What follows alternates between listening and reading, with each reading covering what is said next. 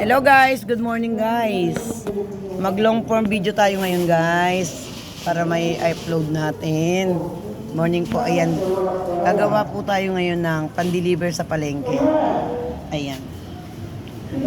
Tayo ay maggagawa ng bulaklak na pan-deliver sa palengke. Okay guys, maya-maya tayo ay magrarasyon.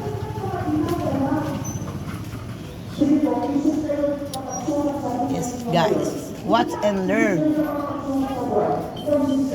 Watch and learn lang tayo. Yan. So yun, unahin muna natin tong isa guys. Napakamahal ng bulaklak. Super mahal.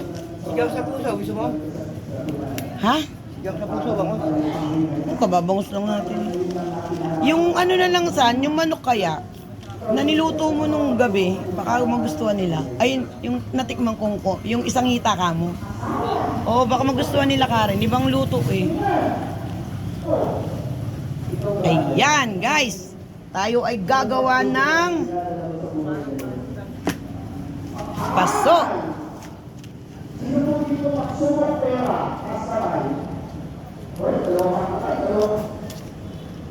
Ayan guys, at si Insa naman ay aking pinabili sa palengke ng ulam. Ang aking mga junakers ay baka wala nang stock doon.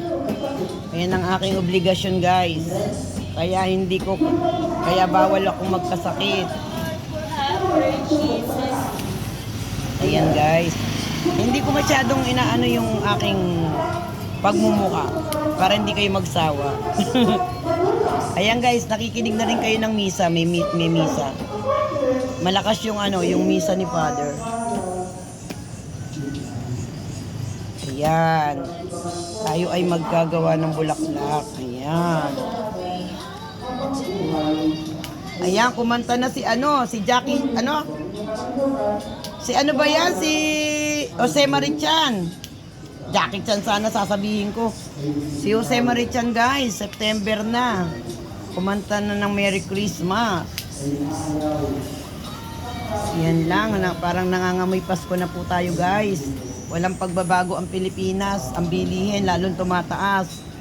Real talk lang po tayo guys. Walang nagbago, parang lalong nagmahal ang mga bilihin, kawawa ang mga mahihirap guys. Kaya lahat gagawin talaga, katulad ng pagre-reels, ha? Real talk lang tayo guys.